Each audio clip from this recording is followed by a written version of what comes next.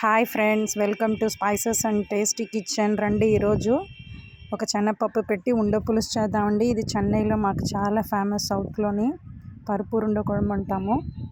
రండి, కావాల్సినవి చూసేద్దాం. ఒక 1 స్పూన్ ఏమో తెల్లుల్లి, 1 స్పూన్ ఏమో అల్లం, 2 టమాటీలు పండువి మిక్సీ పట్టించుకుందామండి. బాగా పేస్ట్ చేసుకుందాము. ఒక పెద్ద ఉల్లిపాయ గుండగా కోసుకుందాము. ఒక ప్యాన్ పెట్టుకొని ఒక 3 టేబుల్ స్పూన్ ఆయిల్ యాడ్ చేసుకొని కొంచెం ఆవాలు వేసుకొని బాగా ఆవాలు ఇదైన తర్వాత ఆ ఉల్లిపాయలని వేసి వేగించుకుందాం. ఉల్లిపాయలు బాగా వేగనివ్వండి, గోల్డెన్ బ్రౌన్కి. చూడండి, చింతపండు ఏమో ఒక నిమ్మకాయ సైజ్ అంతా నానబెట్టానండి. ఆ పేస్ట్ పెట్టించుకున్నాం కదండి, ఉల్లిపాయను, టమాటీను, అల్లం, తెల్లుల్లి, ఆ ఉల్లిపాయలు వేసుకొని బాగా ఫ్రై చేసుకుందాం. పులుసుకు కావాల్సినంత ఉప్పు.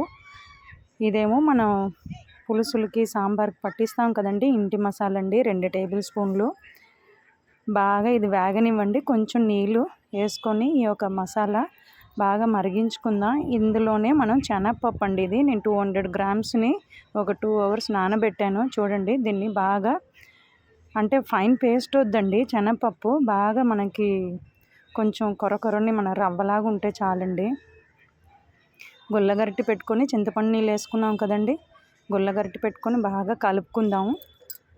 ఈ పేస్ట్ చేసాం కదండి శనగపప్పు, అందులో 2 ఉల్లిపాయ ముక్కలు, 1 స్పూన్ సోంపును, ఒక 2 పచ్చిమిరపకాయలు, కొంచెం ఉప్పు, అంటే ఈ యొక్క ఉండలకు కావలసిన ఉప్పు అండి, మనం పులుసులో వేసాం కాబట్టి.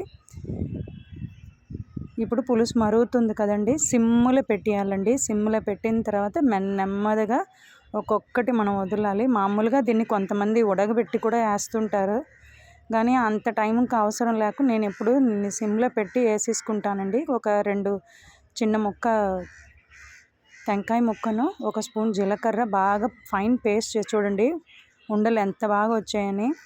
మనం సిమ్లో పెట్టుకుంటేనే బాగా వచ్చేస్తాయండి.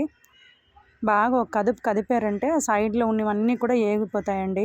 ఇదో చూడండి, ఈ ఉండ అన్నంలో, వేడి అన్నంలో తిన్నప్పుడు చాలా బాగుంటాయి.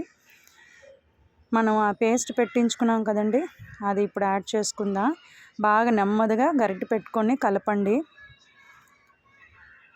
చూడండి ఎంత బాగా కలర్ఫుల్గా వచ్చింది. అసలు ఈ యొక్క పరుపురుండ కుழம்பు అంటారు కదండి, చాలా టేస్ట్గా ఉంటుంది. ఎప్పుడైనా మనకి కమ్మగా ఏదైనా తినాలి అనిపిస్తున్నప్పుడు, ఇంట్లో కాయలేదు లేదన్నప్పుడు ఇవి చేసుకుంటే చాలా బాగుంటుందండి. మీరు ట్రై చేయండి, ఎలా వచ్చిందని నాకు చెప్పండి. చూడండి, మనం సర్వ్ చేద్దాము. చూడండి, పులుసు కలరును టేస్ట్ చాలా బాగుంటుందండి. వేడన్నంకి ఇంకా సైడ్ డిష్ ఏంటి అవసరం లేదండి. మీరు ఒకసారి ట్రై చేయండి. చూడండి, నేను ఇప్పుడు మామూలుగా ఉత్తి పొడన్నంకే ఇప్పుడు నేను ఇది ఈరోజు చేశానండి. పొడన్నంకి కొంచెం మనం పులుసు వేసుకొని ఉండపెట్టి తిన్నప్పటికీ చాలా టేస్ట్గా ఉంటుందండి. అంటే ఇది నేను ట్రెడిషనల్ వంట అండి. ఇది నేను ఎప్పుడెప్పుడు అంటే కాయలు తెచ్చుకోలేదన్నప్పుడు చేస్తుంటాను. ఎలా ఉంది చూసి చెప్పండి. Thank you.